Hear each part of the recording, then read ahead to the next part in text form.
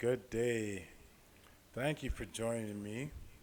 Another Friday is here, and it's a long weekend here up in the great white north. I've had a great week.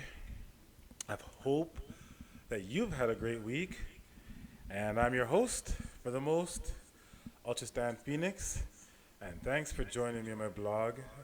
Today, I'm going to show the reality of things. Today, we're going to talk about something that I've always wanted to talk about, and it's loosely termed the sports gods, but I could probably call this broadcast miracles. But I'm going to call it sports gods because I'm going to use sports and a lot of sports analogy today. Because I like sports and I play a lot of sports. So we're going to talk about that. The sports gods. What do I mean by the sports gods, or that loosely termed use the sports gods? People are trying to say, when they say, holy smokes, the sports gods made that happen. What they're really trying to say is, how did that team win? Like, how did the 1980 USA team beat the Russians? Vladislav Tretiak, the best goalie in the world. Vladislav Fetisov. I could go on and on with these Russians. They were the greatest. They never lost an Olympics up in that time. I think they won 6 straight gold or 5 straight gold medals.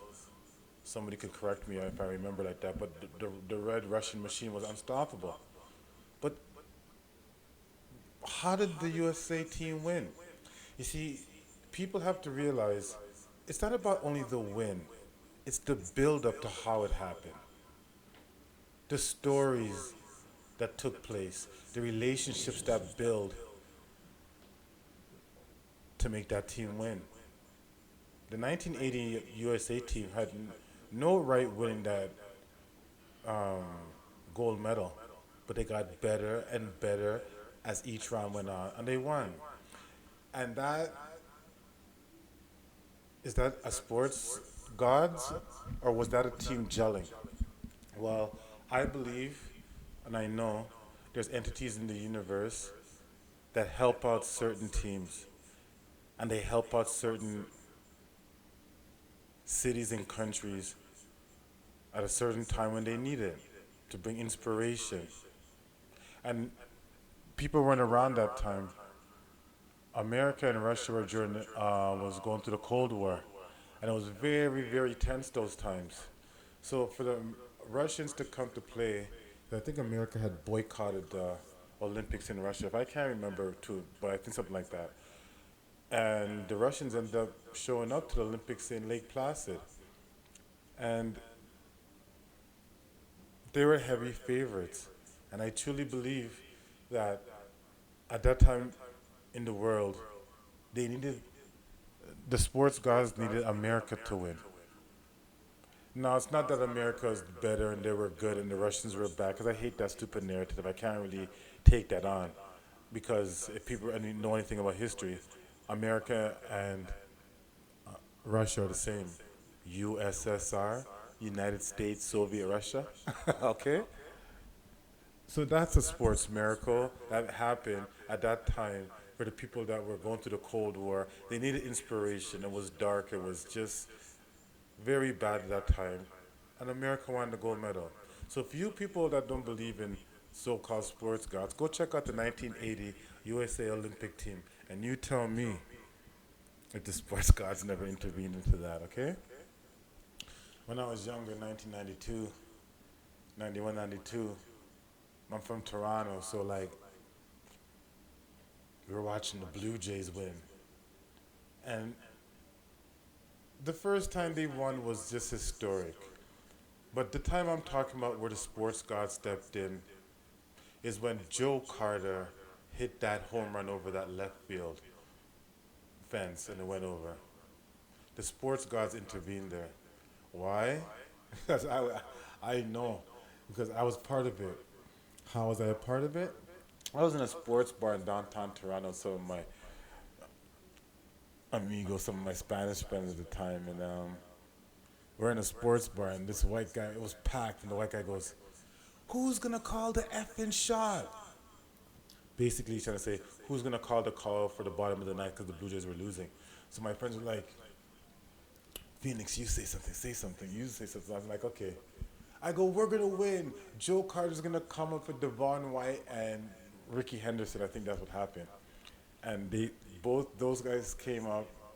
Those three players came up, and the Blue Jays won off a wild thing, Mitch Williams and Joe Carter's home run. Sports gods intervened there. Why? Because Toronto during that time, we are going through a tough time, and we don't really have a high murder rate compared to the United States. But that time we had, it was called the year of the gun in 1991 or something like that, and it was a lot of drama. But when the Blue Jays won, or when they were winning, something miraculous happened, and it happens to a lot of cities when their team starts winning. Crime went down. Why did crime go down? Because people don't have time to focus on crime when everybody's happy. That is the positive energy in the universe that overshadows the malevolent energy once it's used right. Once a city is vibrating on a certain frequency, energy, and vibration, on the same conscious level, thinking about the same thing that is good, crime goes down. Go check out the stats when your team's winning.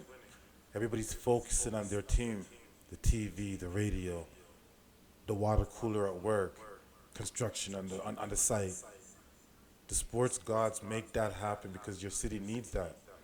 So sometimes don't, if you're a sports bettor like me, don't always go for the team that's the favorite. Go for the team that has the frequency, energies, and vibrations. What's going on in that city at the time? And you'll see who's going to win because the sports gods need that city to win. I know it sounds very hard for a lot of people to understand, but if you start thinking, this is for my thinkers anyway, most people it's going to fly over their head, right? So,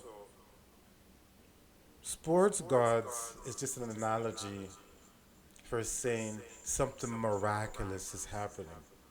That is, that people can't believe. The sports gods made us win. Okay? They, so humans say sports gods. We know that there are higher entities that govern all things. Okay? Sports is one of them. So that's why I wanted to talk about why people talk about the sports gods and why it's needed.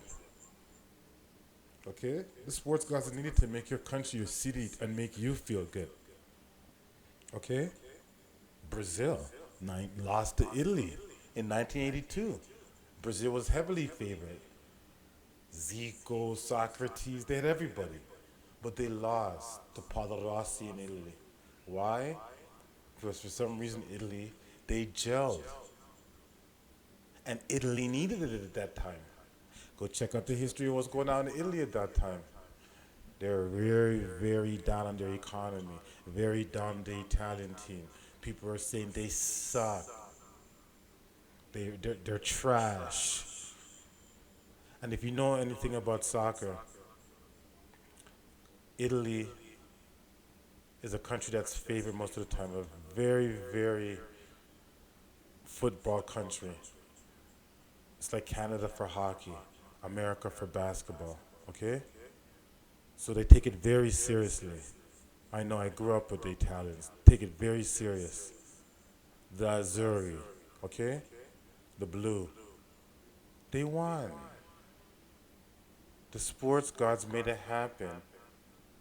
So-called sports gods made it happen to make the country feel good about their city, about their team, about their nationality, about everything.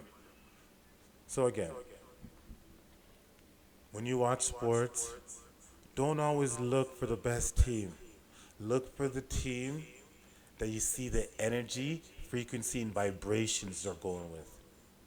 That is the team you go for. That's the team you bet for. So anytime you watch these things, watch out for that, okay? Toronto Raptors won last year. Go Raptors, go. Nobody thought they were going to beat The Golden State Warriors. What happened? Kevin Durant gets injured. Klay Thompson gets injured. But I'm sorry to say, I'm not just saying because I'm from the six. We were going to win that series anyway. Maybe I'm being biased. But yeah, and we needed that. We went through hardship with LeBron James beating us year after year, getting rid of DeMar DeRozan. You see, the sports gods rewarded us for 25 years of totally bad and basically infertility. Okay? So Toronto got blessed. And we're going to get blessed again this year in 2021, 2020. So thank you for listening to my blog and my show about the sports gods. And know that when you're watching sports, something special is always going to happen. It's the only thing on this planet that's pure that's left. Actually, not pure. A lot of people take steroids, but I'm talking about the steroid part. I'm talking about the only thing that's left that you could actually watch and see competition and cheer for your city and your country. So thank you for watching. For watching and listening to my show, The Reality of Things. Don't get caught up in the fear mongering. I love y'all. And